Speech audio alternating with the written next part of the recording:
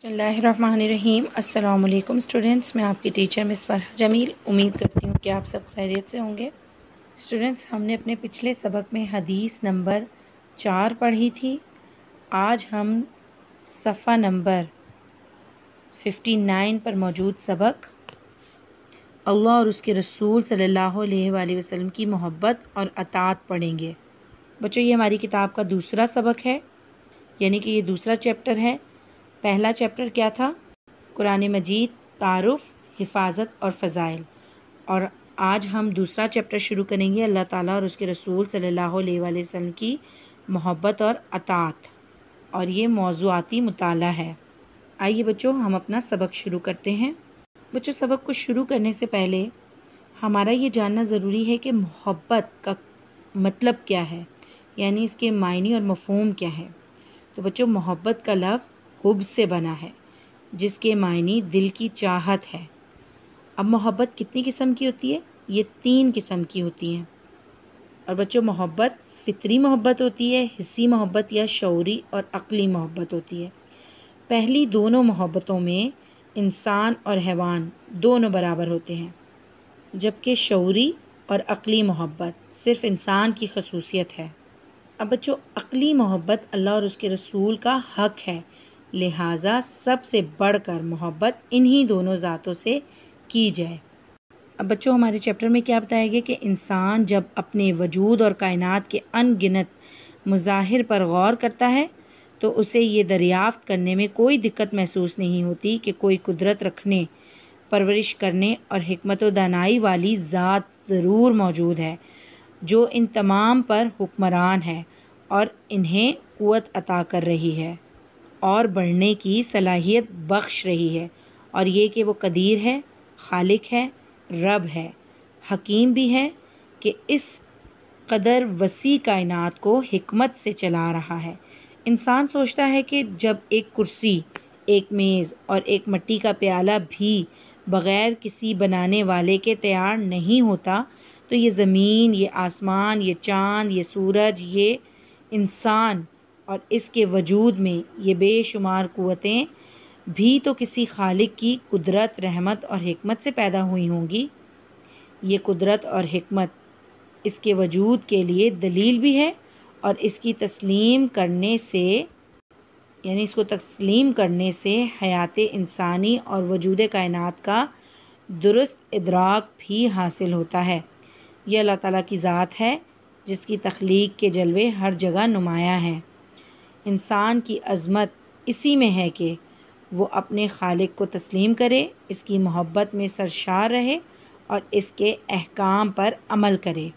جیسا کہ بچوں، سورہ بقرہ کی قرآن مجید میں آیت نمبر 21 میں کیا ارشاد ہے؟ ترجمہ: اے لوگو، اپنے اس رب کی عبادت کرو جس نے تم کو پیدا کیا۔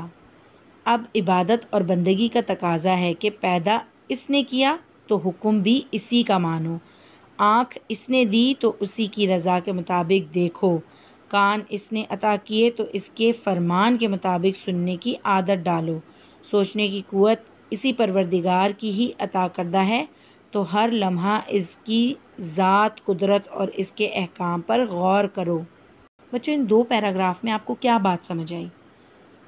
اللہ تعالیٰ سے محبت کی کیا وجہ ہو سکتی ہے، اور آیا کس وجہ کی بنا پر اللہ تعالیٰ سے محبت ضروری ہے؟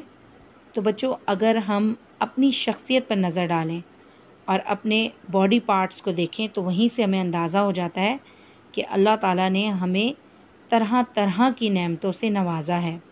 اگر ہم اپنی آنکھوں کو دیکھتے ہیں تو اللہ تعالیٰ اگر ہمیں آنکھیں نہ دیتا تو کیا ہم دیکھ سکتے تھے؟ اللہ تعالیٰ ہمیں زبان نہ دیتا تو کیا ہم بول سکتے تھے؟ اللہ تعالیٰ ہمیں کان نہ دیتا تو کیا ہم سن سکتے تھے؟ ہاتھ نہ دیتا تو کیا کام کر سکتے تھے؟ پاؤں نہ دیتا تو کیا چل سکتے تھے؟ تو بچوں، کیا محبت کرنے کے لیے اتنا ہی کافی نہیں کہ اللہ تعالیٰ نے ہمیں صحیح سلامت اس دنیا میں بھیجا؟ اس کے علاوہ اللہ تعالیٰ کے ہم پر بے شمار احسانات ہیں۔ بچوں، اللہ تعالیٰ نے انسان کو اشرف المخلوقات بنایا، اور اس انسان کی آسائشوں کے لیے اللہ تعالیٰ نے بے شمار نعمتیں پیدا کی۔ جیسے کہ بچوں، اللہ تعالیٰ کا ہی فرمان ہے، سورہ ابراہیم کی آیت نمبر 34 میں اللہ تعالیٰ فرماتے ہیں، اگر تم اللہ تعالیٰ کی نعمتوں کو گنو تو نہیں گن سکو گے، لہٰذا یہ احسانات اللہ تعالیٰ کی محبت کا تقاضا کرتے ہیں۔ اگر بچوں مثال لیتے ہیں تو ہمیں اپنے ماں باپ سے اتنی محبت کیوں ہوتی ہے؟ کیونکہ وہ ہماری ہر ضرورت پورا کرتے ہیں۔ اور اگر ہم ایک مثال لیں کہ آپ کو ایک جیومیٹری باکس چاہیے اور آپ کو بہت دل ہے کہ آپ کا جیومیٹری باکس آپ کے پاس آج ہی آ جائے، اور اگر آپ کا بڑا بھائی وہ آپ کو جیومیٹری باکس لا کے دیتا ہے تو آپ کے دل میں اس کے لیے کتنی محبت جاگے گی؟ کیوں؟ کیونکہ آپ کے بھائی نے آپ کی اسی وقت آپ کی ضرورت کو پورا کیا۔ لیکن بچوں، اللہ تعالیٰ نے ہمارے لیے بے شمار نعمتیں اس دنیا میں بھیجی، تو کیا اللہ تعالیٰ سے ہمیں محبت نہیں ہوگی؟ بالکل ہوگی۔ اور بچوں دیکھا جائے تو دنیا میں موجود تمام مخلوق کسی نہ کسی طرح اللہ تعالیٰ کی تعریف میں مصروف ہے، اور تمام مخلوق کا اللہ تعالیٰ کی تسبیح میں مصروف رہنے کا کیا مطلب ہے؟ یہ اس بات کی دلیل ہے کہ ساری مخلوق اللہ تعالیٰ سے محبت کرتی ہے۔ لہٰذا مسلمان کو بھی ہر حال میں، ہر صورت میں اللہ تعالیٰ سے محبت کرنی چاہیے۔ بچوں اگر ہم اس کائنات پر نظر ڈالیں تو اللہ تعالیٰ کی تخلیق کے جلوے انسان کو جا بجا نظر آتے ہیں۔ انسانی عظمت اسی میں ہے کہ وہ اپنے خالق سے محبت کرے، جیسا کہ قرآن مجید کی اس آیت میں فرمایا گیا، اے لوگو اپنے اس رب کی عبادت کرو جس نے تم کو پیدا کیا۔ یعنی کہ اللہ تعالیٰ ہی ہمارا خالق ہے، اسی نے ہمیں پیدا کیا ہے، تو کیا ہمیں اس سے محبت نہیں کرنی چاہیے؟ اسی نے ہمیں دیکھنے کے لیے آنکھ، سننے کے لیے کان اور سمجھنے کے لیے دماغ دیا، سوچنے سمجھنے کی قوت بخشی، تو کیا ہمیں اس سے محبت نہیں کرنی چاہیے؟